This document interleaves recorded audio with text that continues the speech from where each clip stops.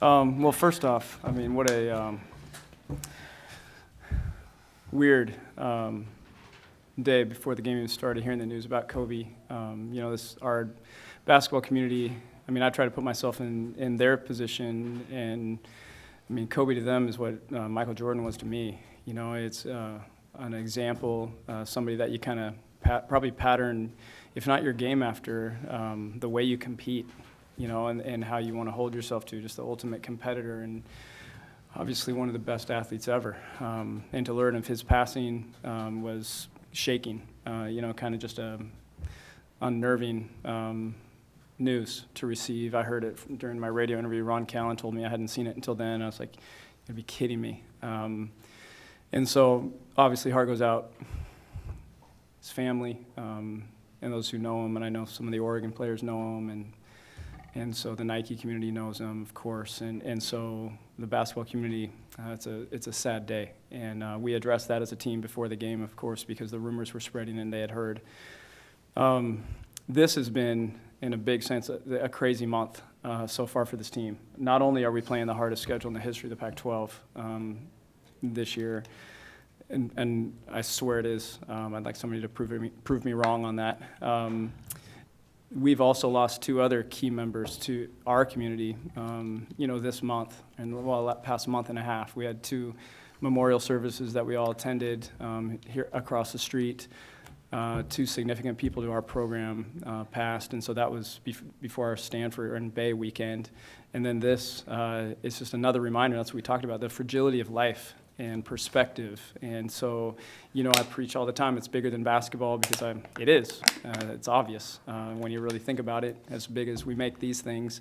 And so on a day which is, a sold-out arena, one of the days you certainly circle on the calendar every year, we had that heavy dose of reality right before it started. As for the game, you take that court, what an environment. So proud of our program and everybody involved, their program and everybody involved, to create an atmosphere like that. I've been asked, what does it mean for women's sports in a general sense? And I mean, all you got to do is pay attention, and you see great things. The game's not broken. Clearly, the game is amazing, and these athletes are amazing. The coaches are amazing, what everybody does. That's as good as it gets. It's as good as it gets. What an incredible weekend. And so give Oregon credit. They made the plays. That third quarter today was clearly the difference in the game. Their athleticism on the boards. I thought that was it. Their defense was tough all day long. They made life hard on us. It was hard to get looks in this game throughout the game. But their offensive rebounding, I thought, was the difference in this game. We got stops. I think we made them shoot the second lowest percentage they've shot all year, or close to that. Both from the field in general and three-point. We made them miss. But you've got to hold them to one shot, and Ruthie was, just so tough on the boards. And so you got to give them a lot of credit. Then obviously they made the plays down the stretch. Jazz Shelley's three was probably the dagger, in this game, and squelched our comeback hopes in the fourth quarter. So really proud of our group. We've got a long ways to go, though. This is the toughest stretch anybody's going to have in the country this year that we just got done with. But now we turn around and go play Colorado, on Thursday night, and Colorado had a chance to beat Stanford a couple days ago, down there. And so there's no off nights. And so for us, we talked about after on the court, heads up, we lost, it hurts. We got beat by a great team. We've got to keep getting better. And so rest up, come back Tuesday, ready to go. Aaliyah and Mick, before the game, you guys came together with Oregon, and I think Ruthie prayed. Can you tell us a little bit about what she said and what that moment was like? And for either of you, was Kobe really influential or anything like that? Yeah, right before the game, a lot of the Oregon players, you'd say, were shaken up a little bit and were teared up. And for me, I know a lot of our teammates, not sure if they knew, but I didn't know. And so we came together, and Janessa started off by praying for the family of Kobe and everybody who knew him really closely. And then Ruthie finished off the prayer, and just we want to know that we were there in any way we can to support them and to support his family. Did you see anything else that was said during that? Yeah, I mean, obviously Kobe was huge influence for all of us. Honestly, he's been my favorite player all growing up. So yeah, what he did for women's basketball alone was huge. He had his own AU team. He had daughters. He was coaching up. So he was a huge voice, especially in the women's basketball. He was at games. He supported female athletes just all around. So hearing that news, it was upsetting. I was talking to Steve, and I didn't know about it, and he mentioned it, but it wasn't confirmed yet. And so hearing that was really heartbreaking. So it just showed that us coming together, these two teams, in such a huge game before the game, it just showed it's way bigger than basketball. And hearing that news, we wanted to be together. We wanted to say a prayer just for everyone who's been touched by his life. And yeah. Scott, you mentioned the toughest schedule in the history of the Pac-12. Now, do you mean Oregon State has had that, or the balance in the talk? Explain what you meant by that. Well, I'd like to see somebody's schedule that's tougher. I mean, I just think our schedule this year, the way that it's been built, with, you can consider the fact that we have, Oregon twice every year, first off, and then we've got the Bay twice this year. We're at UCLA, only once, but at UCLA, not here. We've got a short week. Both times we play Stanford, one less prep day than they do. We got a short week, which is weird, going to Colorado, which we have to travel on. That's a strange thing. So it's just the way it fell. I mean, I know that they, put it together before the season every year. It's not like we can look at next year's schedule right now. It's created. And so it's just the way it fell. ESPN certainly had a role in that, which we don't want to turn down ESPN, of course. But it does put, it does change game days, which shortens up weeks sometimes, and in one case lengthens a week. And so, I mean, it's a heavy load. If you look at who we just played, I mean, over the last 3 weeks, my goodness. At Arizona State, Cal, Stanford here, and then the Oregons.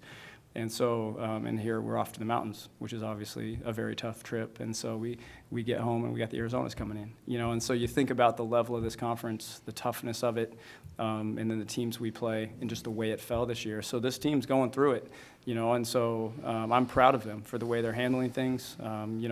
It's not easy to lose, and this is a program that's not used to it. We've lost, this is our 4th Pac-12 loss. That's the most we've ever lost in the last 6 years in conference. And so to go undefeated the rest of the way, to match our best schedule with a team that we're a pretty good team, and so speaks to the conference, but it's also just the way things fell, So the adversity that they've faced over this last month, I couldn't be more proud. But not the characters being tested, but they're being tested, by the circumstances. It's making us tougher, And so I like the growth I'm seeing. Our best basketball's ahead, but it's been a challenge. Scott, the first 15 minutes of the second half, it seemed like you had trouble getting quality shots. What did you see? Agree. They did a nice job on us. They came out and really dictated things, I thought, second half especially. First half had a nice flow to it. I mean, the first half was fun. I think both teams would say it was kind of fun. Second half was just so choppy. It was strange. I mean, we were clearly in foul trouble. Some odd things. So I don't know. It was just choppy. And they limited us to one shot. They did a great job on the defensive boards. And then they got second opportunities, which put a little pressure on us for sure, gave them a little extra incentive. And I thought they had a lot of energy in that third quarter. And then the foul trouble, did you sense at all that your players were maybe a little less aggressive as the fouls were piling up? Or, did you see that at all?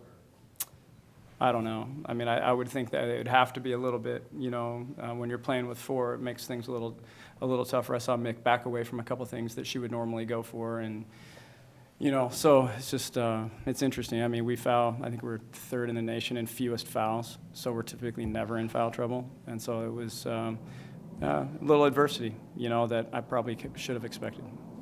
Yeah, Mick, just to follow up on that, I think it was a 2-point game when you got your 4th foul with about 2 minutes left in the third. How difficult was that for you at that point? Did it change the way you had to play the rest of the way? Yeah, I think when you have 4 fouls, you have to be more careful, just more mindful of where people are. I know I play as hard as I can, and sometimes a little too hard if people are around me. So I gotta be more careful and not putting myself in that position to get 4. Scott, what was your message to the team in the locker room after this loss, looking forward? I haven't been in there yet, but I did talk to them on the floor, and I just said, keep your head up. I mean, it's not fun. I mean, we've never lost to Oregon here, and so it's not fun, going through something like that first. And the second half wasn't too much fun for us.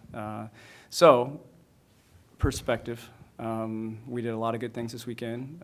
Let's keep learning. Let's stay hungry. Let's get better. So rest up. See you Tuesday. Be ready to go to work.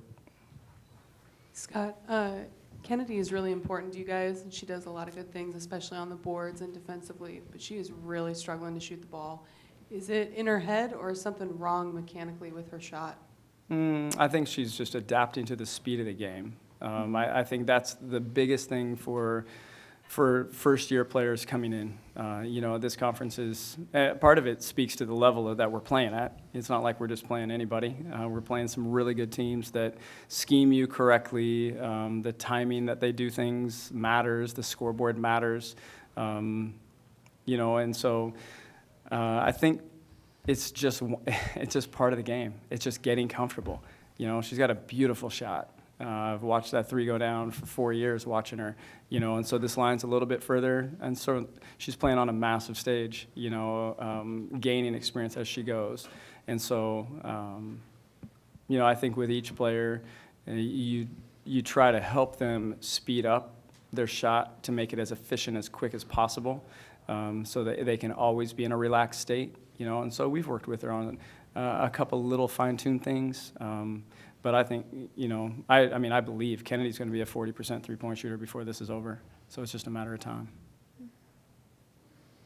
Scott, can you just kind of talk about how difficult it was to not get the usual production from Destiny and, outside of Nick scoring double digits, no one else got to that figure?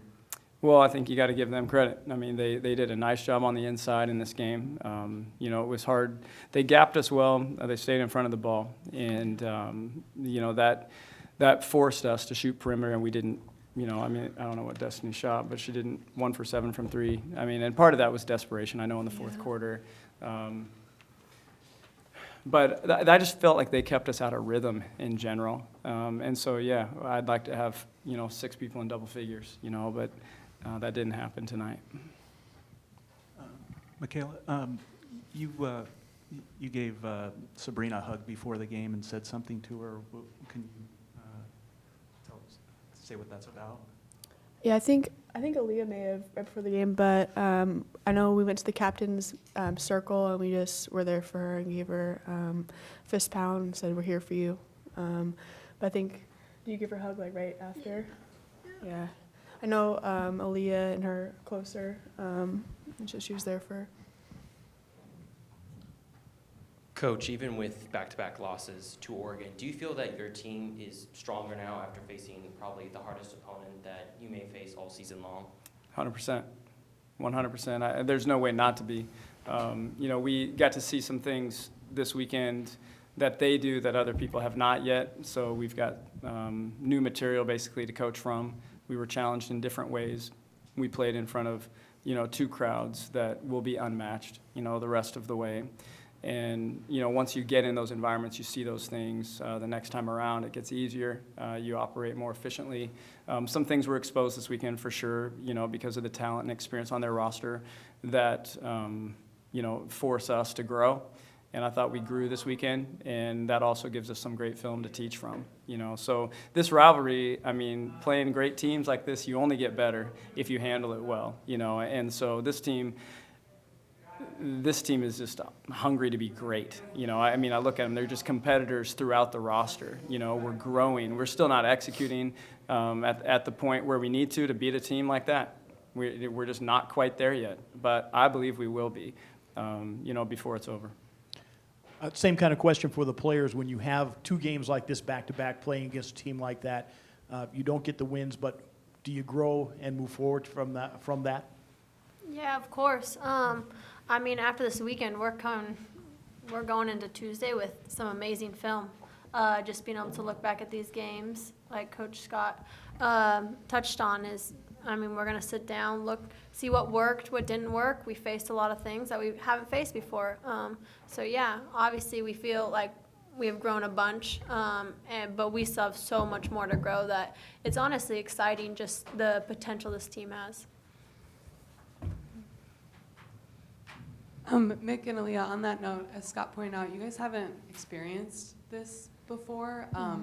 So I'm curious, why are you so confident that you're going to be able to figure it out? Have you been talking to older players, maybe who have graduated? Have you been having conversations just as a team? Like, this is new territory for you, right? Yeah, I can't remember the last time Leah and I have lost 4 out of 5 games. But I think we just believe in this program, believe in our system, believe in each other, and we know there's going to be adversity along any journey, and so we'll be ready to continue growing and be the best we can be. Yeah, I mean, we do have obviously a pretty vet oriented guard group, so we have been through battles. I mean, last year we went through the same thing with, obviously it was 1-1 last year, but we've been through big wars. So just kind of pulling the younger players along and just staying together. We're a family. We win together, we lose together, we learn together. It's just super important that keep our heads high, know that we're gonna be fine. It's a game. We're gonna learn. We still have a lot to do. We all have the same goal in mind. We all have the same mission. So we're gonna come in Tuesday. We're gonna be hungrier. We're gonna know what it takes to win these games. All right, well said. Go Beavs.